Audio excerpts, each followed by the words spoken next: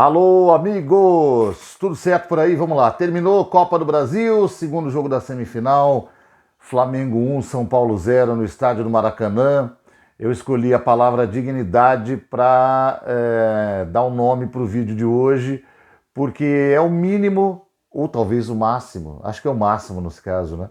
Que esse time do São Paulo conseguiria apresentar numa disputa contra um elenco que é absolutamente melhor do que o elenco do São Paulo Futebol Clube.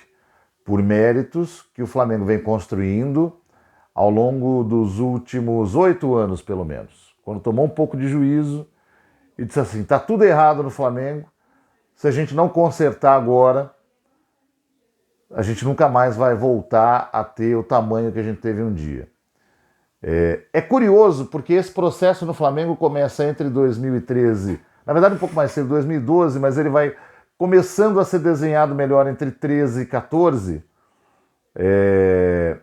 E o Flamengo foi aos poucos se transformando ou voltando a ser uma grande potência que já havia sido, especialmente lá nos anos 80. E nesse mesmo período, outro clube resolveu tomar jeito na vida. É a Sociedade Esportiva Palmeiras. Eu estou falando isso pelo seguinte, nessa época aí, entre 14 e 17, eu trabalhei lá na Rádio Bradesco Esportes FM, lá também no Grupo Bandeirantes. Eu apresentava um programa à noite lá, que era o Nossa Área, que hoje, com esse nome, faz parte da grade da Rádio Bandeirantes, conduzido brilhantemente pelo Elias Júnior, mas era um nome nosso, né, de utilização lá na Bradesco.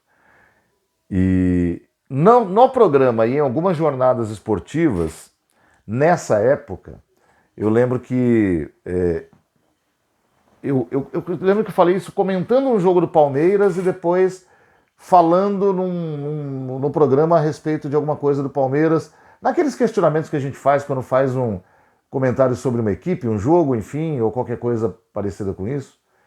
Alguns amigos sabem que eu falei isso na época, que era o seguinte, eu estava irritado, como comentarista, obviamente, não como torcedor, porque eu não sou palmeirense. Mas me irritava uma coisa no Palmeiras, era assim, o Palmeiras é gigante e o Palmeiras se acostumou a montar times medianos que se matam em campo, brigam, mas não vão levar o Palmeiras a lugar nenhum. E com detalhe, com o tempo você começa a fazer com que o torcedor compre essa ideia. E o torcedor do Palmeiras comprou essa ideia naqueles anos pré-2014. Né? Então o palmeirense idolatrou algumas figuras no futebol que hoje não passariam na porta do CT do Palmeiras ali na Barra Funda, em São Paulo. Que teriam que atravessar a calçada do outro lado do Allianz Parque. Quem é palmeirense e me assiste sabe disso. E talvez concorde comigo. Na época muita gente ficou brava. Por quê? A paixão cega. Como cega a nós, São Paulinos, hoje.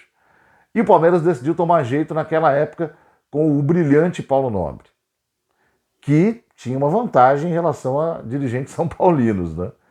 É um homem que tem muito dinheiro, disponibilizou esse dinheiro para o clube de coração que ele estava dirigindo, não deu esse dinheiro na mão do clube, ao contrário, ele cobrou esse dinheiro e com o tempo esse dinheiro retornou para ele. Ele fez uma aposta, um investimento.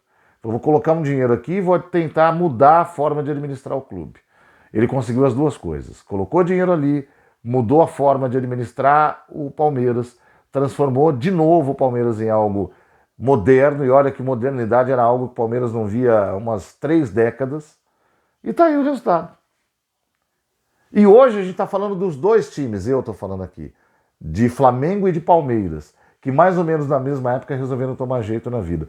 Tudo isso para dizer o seguinte, o São Paulo dos últimos anos, especialmente, olha que coisa curiosa, de Carlos Miguel Aidar para cá. Carlos Miguel Aidar, por que eu falei de coisa curiosa?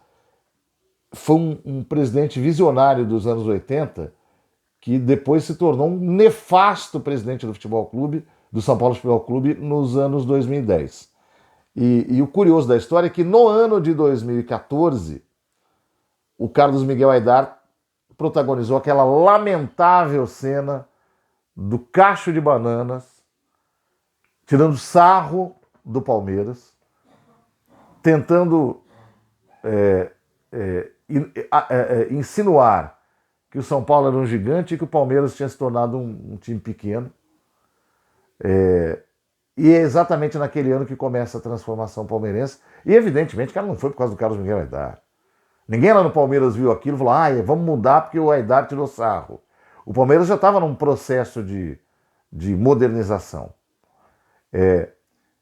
E desde os anos Carlos Miguel Aidar para cá, o São Paulo se tornou aquilo que eu costumava comentar e outros colegas também na época, que o Palmeiras era naquele período.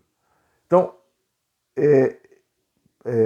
o Caleri, que é um jogador que a gente adora, São Paulino adora, toca no Caleri que é gol. Mas o Caleri, quando você está num jogo contra uma equipe que tem do outro lado, na posição dele, o Pedro e o Gabriel Barbosa, amigo, ele fica menor que aquele globo terrestre que tem ali atrás, que é pequenininho. Porque ele está longe de se parecer com um dos dois. Mas para nós, ele é talvez aquele que represente melhor aquilo que a gente pode aspirar de positivo nos tempos atuais. Um cara que se mata pelo time, faz gol, agora até tá jogando mal pra caramba, não faz gol há 8 jogos, tá parecendo o Caleri da Europa. Isso é pra meter o pau no Caleri? Não. Isso é pra dizer qual é o tamanho que o São Paulo tem hoje. O São Paulo tem no comando de ataque um jogador voluntarioso, médio, que para torcedor do São Paulo é um craque. Mas não é.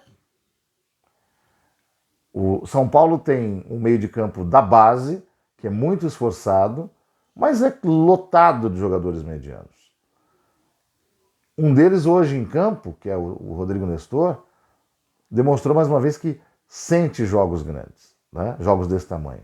Não é que ele não jogue nada, mas ele não tem qualidade técnica para enfrentar uma partida como essa do jeito que ela precisa ser enfrentada. Eu não estou falando só de hoje, estou falando da soma dos dois jogos. O São Paulo tem hoje, o torcedor são paulino hoje, se orgulha de ter na zaga um jogador de 37 anos que brilhou no clube quando o clube ainda tinha um restinho de modernidade, que foi embora, jogou no Atlético de Madrid, jogou na Inter de Milão, foi para a China e voltou no final da carreira para cá. Mas não é o mesmo cara, não é o mesmo Miranda. Mas ainda assim, como é um cara muito experiente, dá segurança quando está jogando, hoje ele não jogou. O torcedor São Paulino, eu inclusive, aplaude. Mas não era para o Miranda estar ali. O Miranda está ali porque o São Paulo hoje é um clube desse tamanho. É um clube que passou a entender que eu vou resolver meus problemas se eu trazer Miranda de volta. Eu vou resolver meus problemas se eu trouxer o Caleri de volta. Eu vou resolver meus problemas se eu juntar 10, 12 jogadores com muita disposição para jogar nesse time. Entendeu? O São Paulo não tem craques. E o São Paulo não terá craques se não fizer a principal contratação desse momento do futebol. E que quem não fizer está fora do jogo. O São Paulo precisa contratar o dinheiro.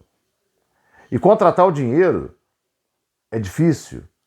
Ou você usa o caminho do Flamengo, que se reestruturou de cima a baixo. Organicamente, o Flamengo hoje tem dinheiro para bancar o que ele precisa e se bancar. Com um mérito. O Flamengo não teve um mecenas como o Paulo Nobre. E tem que também ir atrás do dinheiro como o Palmeiras foi. Né? O Palmeiras não tinha condição de captar dinheiro quando o seu presidente resolveu ele próprio, que tem bastante dinheiro, colocar esse dinheiro no clube. Mas de forma muito correta, ele não jogou o dinheiro dentro do clube. Ele falou, eu vou investir para que esse clube melhore, mas esse dinheiro, um dia esse time vai voltar a ter dinheiro, esse dinheiro vai voltar para mim, e voltou. Né? E ainda contou aí, assim, você pode chamar de sorte ou de visão, enfim, com essa simbiose aí de trazer para o clube, como parceira publicitária principal, alguém que queria pôr dinheiro no clube porque o marido gosta do clube. E pôs. E com o dinheiro que foi posto pelo seu patrocínio, estou falando da Leila Pereira, o Palmeiras teve mais uma injeção financeira para poder fazer um time decente. Com um detalhe, com a reestruturação que o Nobre promoveu, o Palmeiras não ficou naquela posição tipo Cruzeiro, sabe? Ah, eu vou pegar o dinheiro aqui, gastar esse dinheiro igual louco, montar um super time e ganhar um campeonato, tá bom. Não. O Palmeiras se organizou para continuar tendo dinheiro, para continuar gerando dinheiro e conseguir manter os grandes elencos que teve nos últimos anos e tem hoje também. Esse craque o São Paulo não tem, porque o São Paulo viveu a sua glória, a última, num período em que o futebol era cheio de cegos no Brasil. E o São Paulo era um caolho. Cuidado, porque a lenda urbana que vão sempre tentar vender para você é que o que ganhou o tricampeonato brasileiro de 2006, 7 e 8 e o Paulista, Libertadores e o Mundial de 2005 foi a incrível organização São Paulina. Não é verdade. Naquele momento, São Paulo já ensaiava uma descida de ladeira. São Paulo teve ali visão no momento em que todo mundo era cego no futebol brasileiro. São Paulo, naquele momento, São Paulo foi moderno nos anos 80 e parte dos 90. Nos anos 2000, o São Paulo era o caolho numa terra de cegos chamada futebol brasileiro. E resistiu por mais uns 4, 5 anos. A partir do momento em que os cegos do futebol brasileiro passaram a observar o horizonte e falar, se eu não me organizar, eu estou ferrado, o São Paulo ficou ele estagnado ali. E lá em 2014, quando o Aidar estava tirando sarro do Palmeiras, e o São Paulo já estava no terceiro andar dos primeiros escalões do futebol brasileiro, ele ainda estava achando que o São Paulo era gigante. E não era mais.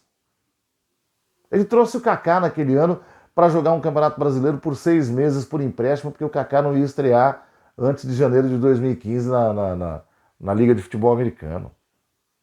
Isso é contratação. Isso é iludir torcida.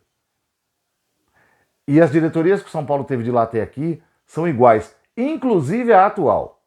Eu não vejo nenhum movimento parecido com o que o Bandeira de Melo fez no Flamengo e com o que o Paulo Nobre iniciou no Palmeiras no comando do Júlio Casares. Você entendeu? O Júlio Casares está fazendo aquela administração de eu vou juntar todos os São Paulinos que amam esse clube e nós vamos ganhar. Aí alguém falou assim ainda, mas daqui 3 anos acaba esse negócio, a gente tem que trabalhar mais aqui. Então vamos vamos mudar o estatuto de novo, que aí a gente reelege e fica aqui mais 3 e vamos mudar esse clube. Mas os planos de mudança do São Paulo, cadê? Alguém já ouviu falar de algum aí? Qual é a grande negociação que o São Paulo fez nos últimos tempos para trazer um parceiro que tenha dinheiro, que invista no clube? Não esse negócio de contratar o Galopo porque fez um arranjo. Não, quem é o Galopo, gente? Eu fiz um comentário no jogo hoje. O Thales Costa também tem tantas chances quanto o Galopo no time de São Paulo. Porque os que dizem que o Galopo vai melhorar e tudo mais, metem o pau no Rogério Ceni e dizem assim, não, o Galopo precisa de mais chance. Bom, ele teve mais chance que o Thales Costa para jogar no time do São Paulo? Talvez não. O Thales Costa teve mais chance de jogar no time do São Paulo mais vezes que o Galopo, um pouquinho mais por causa do Campeonato Paulista. Hoje a gente teve a fartura de conseguir ver os dois em campo ao mesmo tempo. Quem você acha que entrega mais? Pois é. Só que o Thales Costa hoje é um jogador que certamente vai melhorar ainda mais e tal, mas se alguém olhar, botar o olho em cima, lá de fora, de um time mediano de Portugal, chega aqui no São Paulo e leva embora. E daqui 2, 3 anos a gente vai ver um moleque como esse brilhando aí num campeonato internacional de grande porte. Entendeu? Porque o São Paulo não tem dinheiro para manter ele aqui. Por causa de todas essas circunstâncias que eu falei, a única palavra que pode definir o final da participação do São Paulo na Copa do Brasil é dignidade. Porque esse time, cheio de jogadores medianos, que jogou mais que o Flamengo no primeiro jogo, mas justamente por ser um time de jogadores medianos contra um time de jogadores de muitíssima qualidade, perdeu por 3-1 naquele dia, porque bastaram 3 momentos de lucidez dessas individualidades do Flamengo para que o São Paulo perdesse a partida. E hoje, no Maracanã, o São Paulo conseguiu fazer um jogo onde, com 60 mil pessoas contra, ele não perdeu de 3-0 para o Flamengo, por exemplo. Que era um placar absolutamente normal, se acontecesse, dada a diferença dos dois elencos. Pensando neste aspecto, foi digna a participação do São Paulo nessa semifinal. O Flamengo está aí, porque é muito mais time, e vai esperar Corinthians ou Fluminense amanhã. De positivo que o São Paulo tem é a possibilidade de disputar a final da Copa Sul-Americana, como disse o Rogério outro dia. O São Paulo precisa ganhar um título assim para, quem sabe, arejar, colocar as coisas em linha com um momento de um pouco mais de calmaria, que para olhar para o futuro com um pouco mais de tranquilidade, quem sabe tentar reorganizar as coisas num clube que já foi, num determinado momento, um clube de vanguarda, que se achou de vanguarda em parte dos últimos 20 anos e que deixou de ser vanguarda nos últimos 10, porém com muita gente lá dentro achando que ainda é vanguarda e não é mais. Acabou a vanguarda São Paulina.